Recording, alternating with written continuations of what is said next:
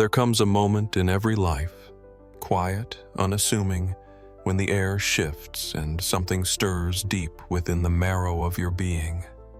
It might arrive in the stillness of night, or in the brief flicker of a sunrise casting golden trails through a forgotten window.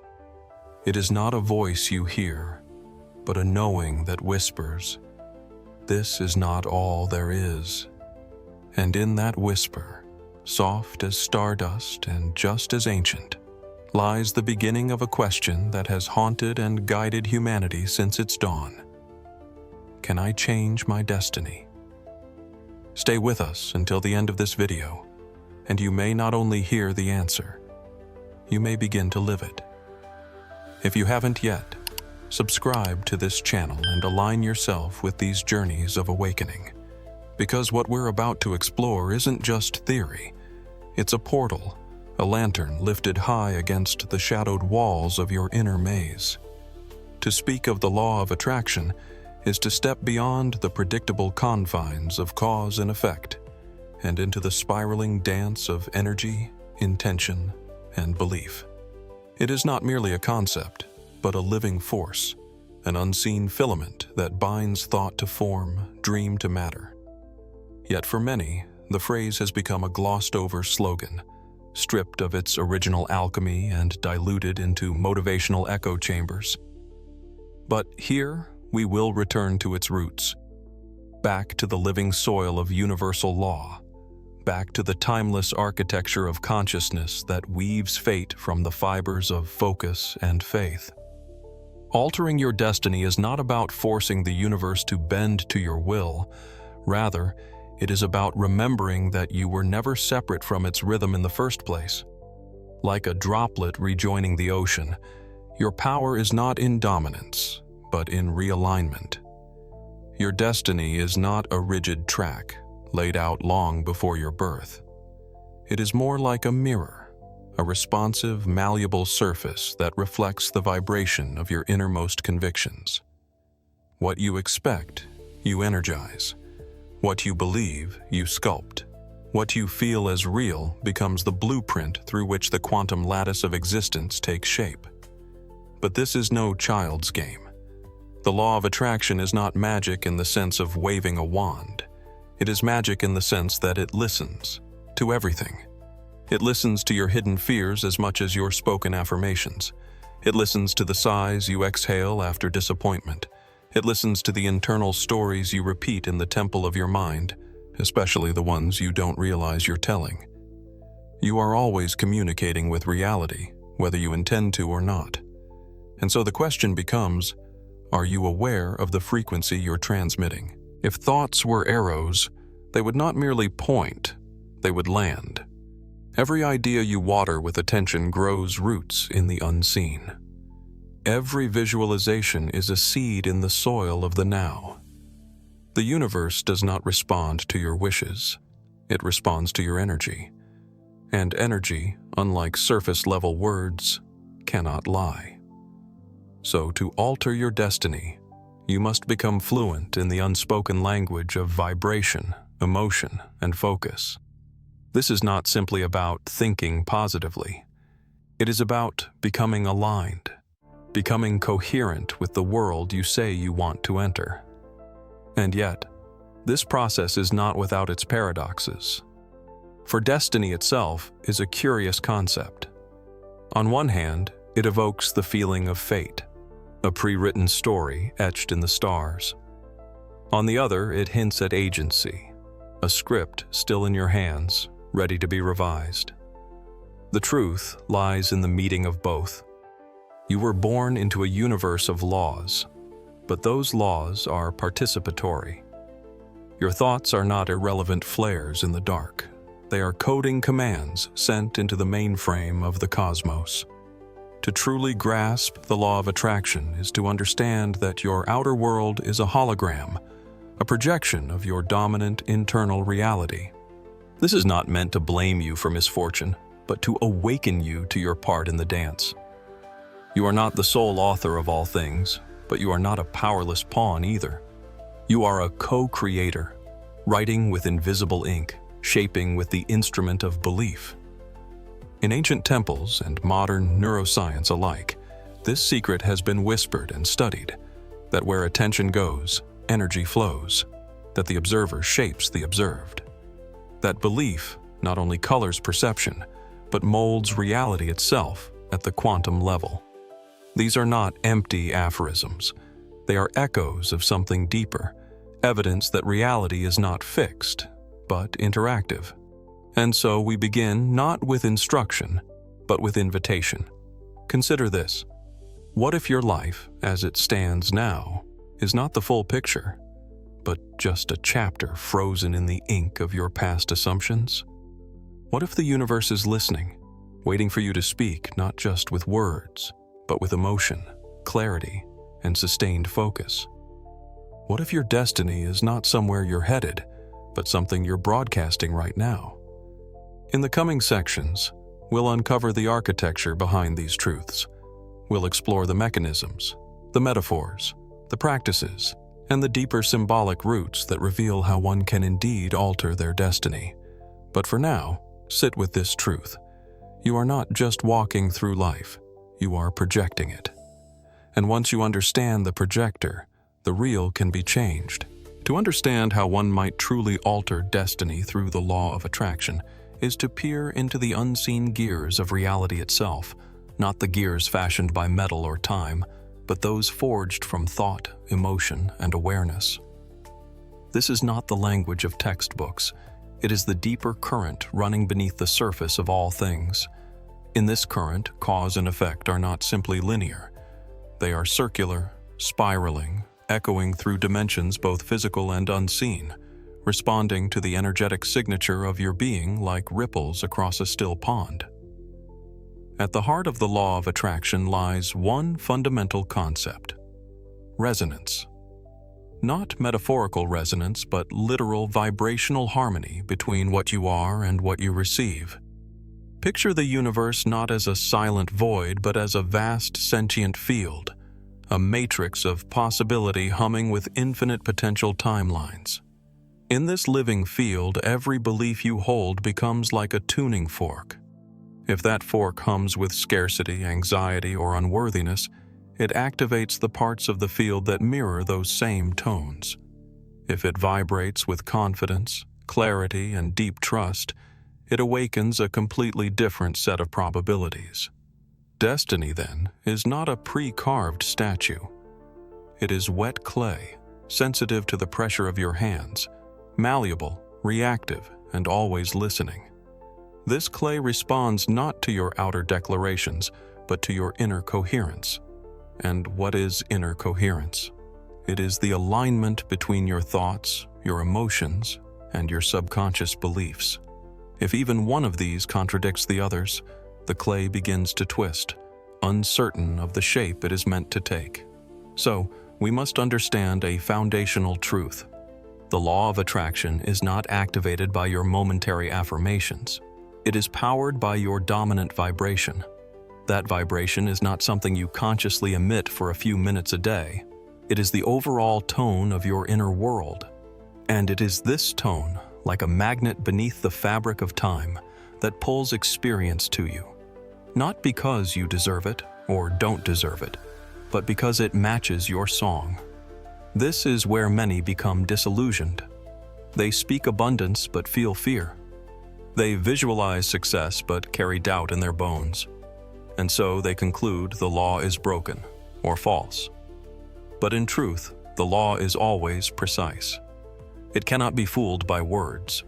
It tunes itself to your core frequency, not your surface declarations. You cannot lie to the law. You can only align with it, or not. To align is not to fake confidence or suppress fear. It is to transform the soil in which your thoughts are planted. This is not about pretending, but purifying. If you feel unworthy of love, no amount of vision boarding can override that until the root of that belief is shifted. You must become the kind of person who naturally attracts what you seek, not through effort or strain, but through resonance. Just as a radio dial doesn't beg to hear a station, it simply tunes in, you too must adjust your internal dial to match the frequency of your desired life. There is a reason spiritual traditions across centuries speak of the heart as the center of transformation. The heart emits the strongest electromagnetic field of any organ. When your heart and your thoughts are in alignment, when your emotions match your intentions, you become a beacon, not a wishful thinker, but a transmitter. You do not chase outcomes. Outcomes begin to gravitate to you. The universe is not resisting you. It is merely echoing back the signal you are sending. Another key thread in this cosmic tapestry is belief. Belief is not a passive agreement. It is an architect. Beliefs are scaffolding upon which your world is built. When you believe something deeply, whether it's empowering or limiting, it organizes your perceptions, filters your experiences, and even alters what opportunities you notice. The law of attraction does not bend reality to fit your fantasies. It expands what is possible within the framework of your existing belief system. If you want to experience more, you must believe more is possible, not in theory, but in felt certainty. And yet, belief alone is not enough. Belief must be paired with emotion, the sacred fuel that enlivens intention. Without emotion, beliefs are dry. They are intellectual structures with no breath. But when a belief is infused with emotional certainty, joy, gratitude, anticipation, it becomes magnetic. It begins to gather people, circumstances, and events that match its tone. This is why emotional clarity is so vital in altering destiny. The clearer you feel about what you want, not just in thought, but in emotional tone, the clearer the universe becomes in its response. There's a deeper paradox here, though. The law of attraction works best when you are not desperate for change, but when you already feel the way your desired life would feel. You must become the vibration of your vision before it manifests. This requires a kind of spiritual maturity. To live in the feeling of abundance even before the money arrives, to walk in peace even as chaos surrounds, to embody love even in the absence of validation. In this state, you are no longer grasping. You are radiating. And it is this radiance that alters destiny. Lastly, we must address the illusion of separation. The idea that you are a small, struggling figure trying to reach some far-off destiny is false at its root. In truth, the destiny you seek is already present as a frequency, a reality already encoded in the quantum field. You are not creating from nothing. You are selecting, tuning, and amplifying an already existing version of reality. The law of attraction is not about making things happen. It's about matching them. And once matched, manifestation is not a miracle. It's an inevitability. As we prepare to dive deeper into the symbolic heart of these truths, remember this. Your destiny is not something waiting for you in the distance. It is something orbiting around you, searching for a point of entry. That entry is your vibration, your belief, your coherence, your resonance. Let us now step through a different doorway, not one made of facts or frameworks, but of symbols, dreams, and ancient metaphors. For the human soul, in its deepest wisdom, often understands through story what the intellect cannot grasp through instruction. And so, to truly feel how the law of attraction alters destiny, we must travel beyond explanation and into the realm of archetypes and inner myths, where the invisible becomes intimate and the cosmic becomes personal. Imagine, if you will, a great hall that exists outside of time. In it hangs an enormous tapestry, endlessly unfolding, its threads woven from choices, emotions, whispers of intention, and forgotten desires. This is the fabric of becoming, and there, quietly standing before it, is a weaver, not a god, not a fate-bound servant, but you.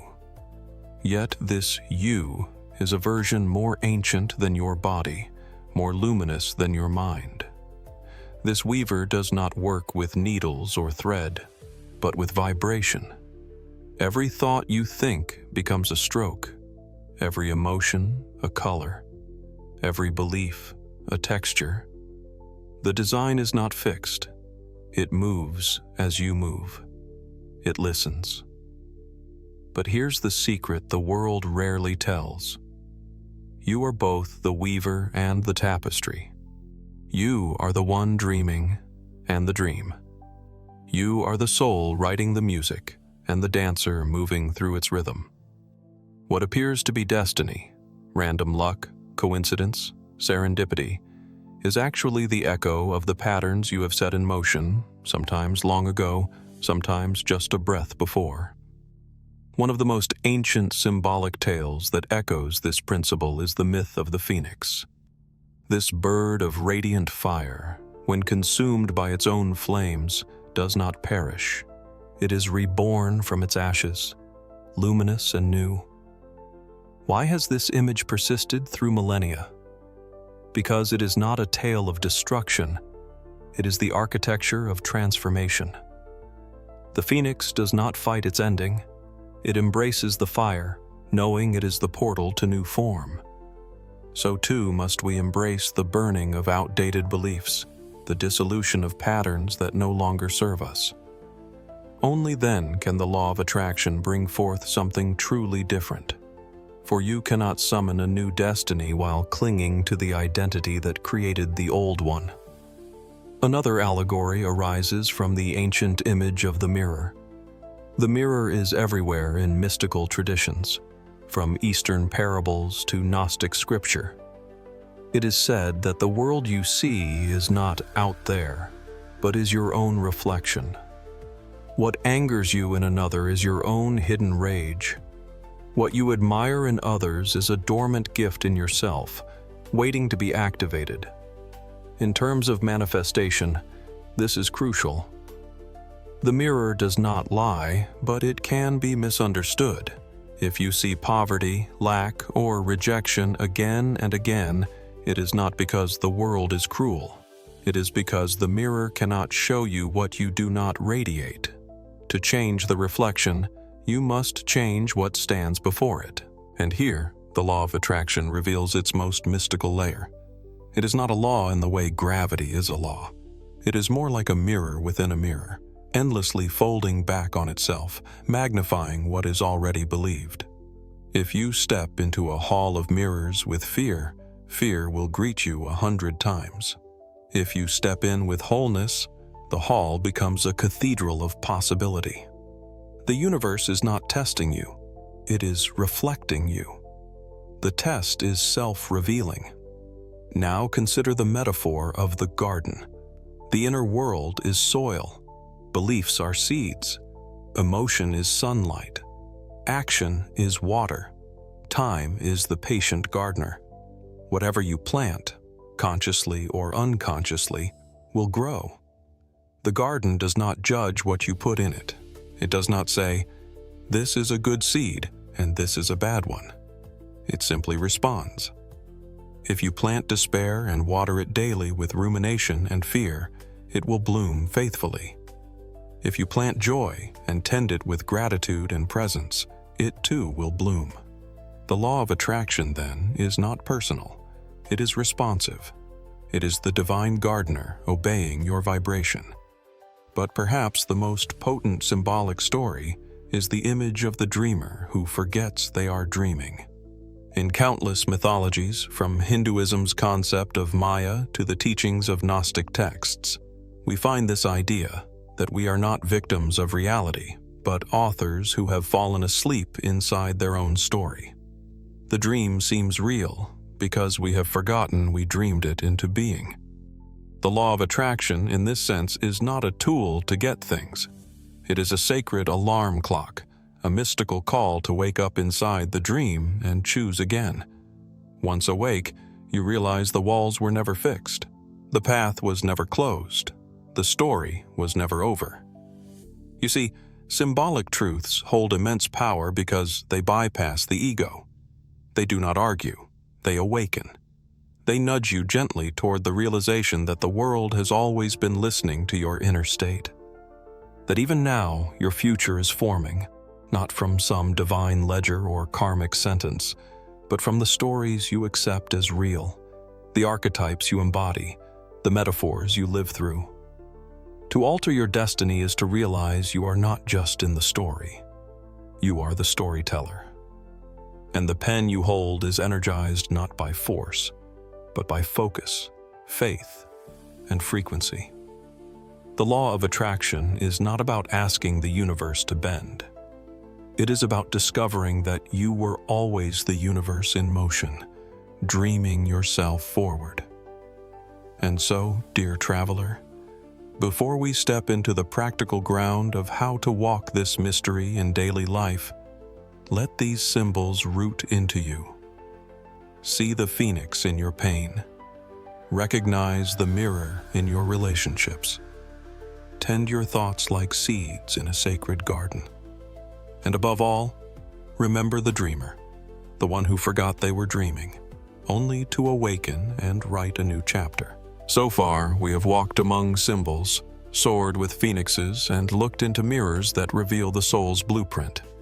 But if this knowledge remains only ethereal, like incense rising and dissipating into unseen corners, then the power to alter your destiny remains dormant. The sacred must find a doorway into the mundane. The mystical must shake hands with the Monday morning self, the one who wakes with tangled hair and doubts humming just under the surface. And so now, let us bring this invisible architecture of reality into the solid, tangible world, your world, where bills need paying, relationships need tending, and time, ever elusive, demands your attention.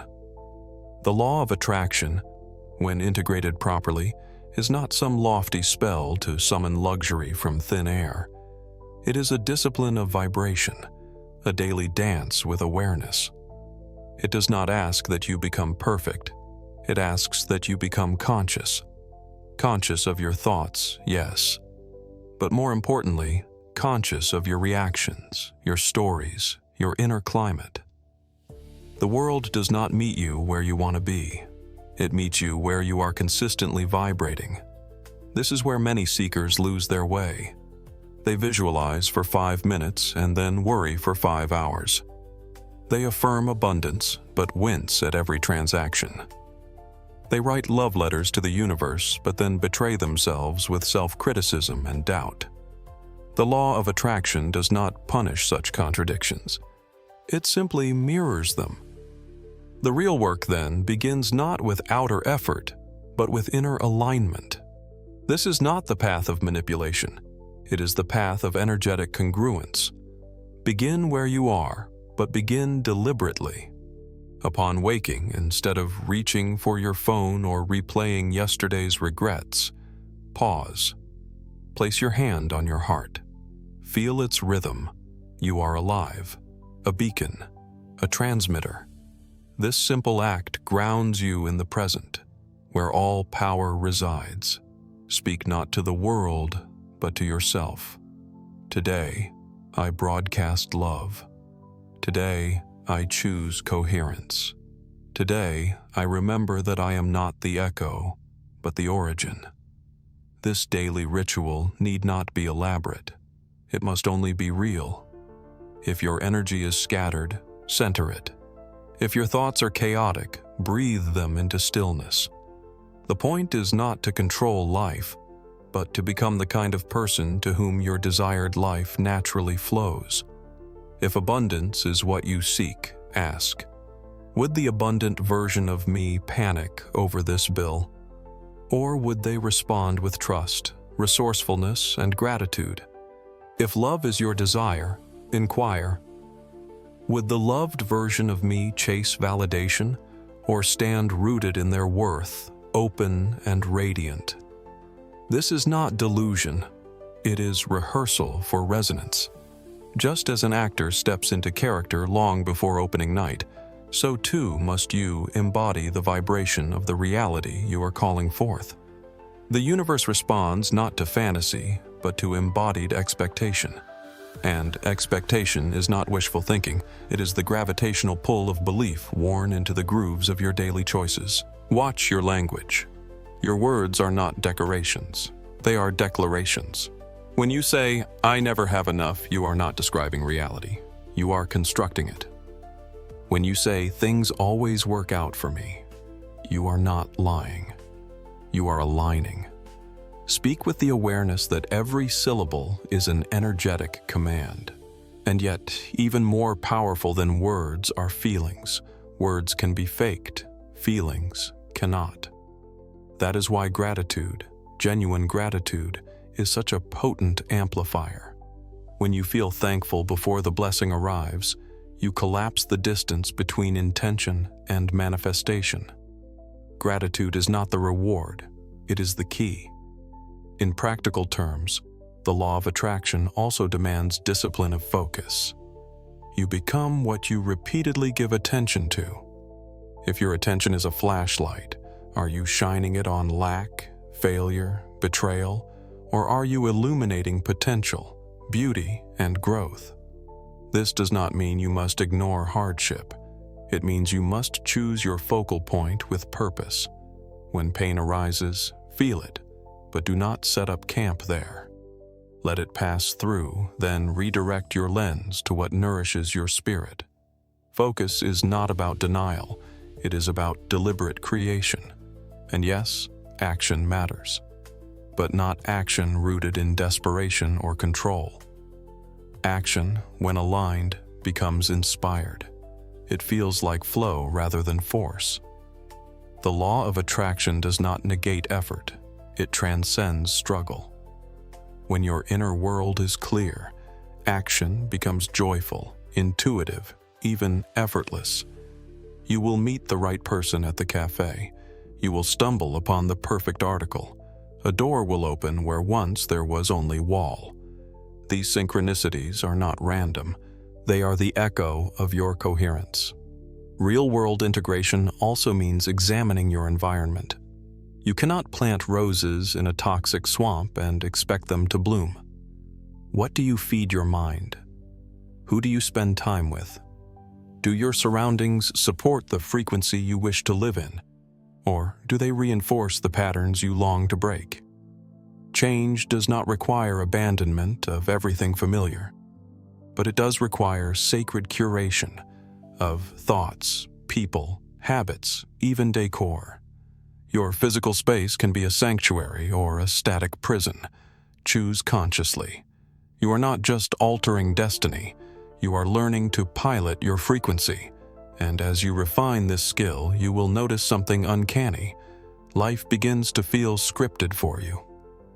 Opportunities arrive just in time. Solutions present themselves before panic sets in. You begin to feel, not like a struggler against fate, but like a synchronized participant in a greater cosmic rhythm. But this harmony is not given. It is earned through awareness. And it does not arrive in grand ceremonies, but in subtle pivots, choosing love over fear, choosing patience over doubt, choosing trust over control. These are the true rituals of manifestation. They may not look magical, but they are the hinges upon which entire timelines turn. So take heart. The world you seek is not far. It circles you, waiting for resonance.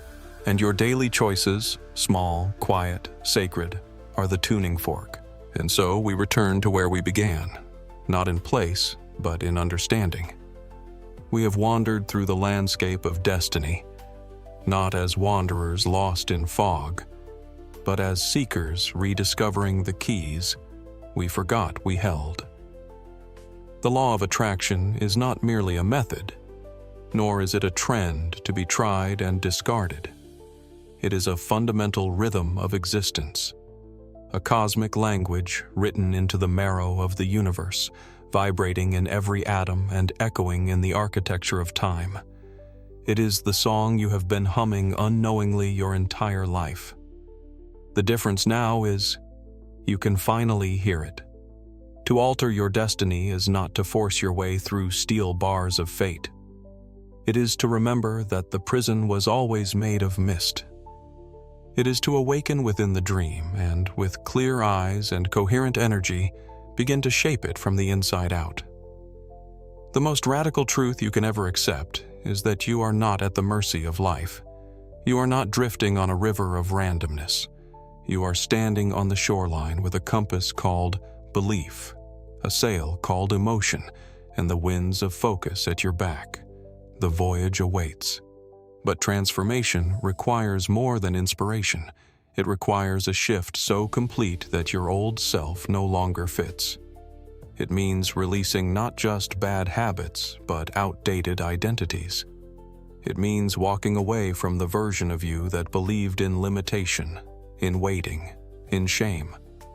That version did the best it could. But now, you know more. You are more. And knowing this, you must step forward. Not just once, but every moment. There will be days when the mirror shows a cracked reflection, when the garden seems barren, when the phoenix appears to have burned but not risen. These moments are not signs of failure. They are invitations to recommit. Destiny does not bend all at once. It is softened, slowly, by repeated waves of choice. Each time you act in alignment with the vibration of your desired life, the timeline shifts. Each time you think with clarity, feel with purpose, speak with integrity, you become more magnetic, more inevitable. And what of time? Time, you'll find, is not your enemy. It is the echo chamber through which consistency becomes creation. Those who say the law of attraction doesn't work often plant seeds and dig them up each morning, demanding evidence. But the wise know the soil works in silence. The roots deepen out of sight. And then, one morning, the sprout appears, not because of magic, but because of faith kept alive in the dark. As you move forward, let this be your practice, not of effort, but of embodiment. Wake not to fix the world, but to attune with it. Speak not to impress others, but to declare to the field what you now expect. Act not from fear of missing out, but from the fullness of already being enough. When you begin to live from this place, reality cannot help but mirror you. It is law. You will notice signs. People who reflect the new energy you hold. Doors that once seemed locked will ease open. Intuition will sharpen as though some forgotten sense has reawakened. You will begin to trust your inner compass, no longer chasing outcomes but aligning with them. This is not arrogance, it is spiritual maturity. You will know the power is not in control, but in coherence. The most beautiful irony of the law of attraction is that once you truly master it, you no longer chase the manifestation. You become the embodiment of it, and the manifestation becomes drawn to you. The game flips. Reality, once something to conquer, becomes something to commune with. You are no longer the one knocking. You are the door through which new realities enter. And so now, at the edge of this journey, the question is no longer, can I alter my destiny? The question is, will you? Will you dare to hold a new belief long enough to rewrite your story? Will you choose alignment over habit, vision over memory, vibration over circumstance? Because now you know, destiny is not something you inherit. It is something you generate. And every moment you are alive, you are emitting a signal, singing your future into form. You are the weaver, the mirror, the dreamer, the garden, the flame. You are not waiting for a miracle. You are the miracle, becoming real. Let this be your call, not to passive hope, but to deliberate evolution. Begin today, not because you must, but because you can. And in that choice, you rewrite the stars.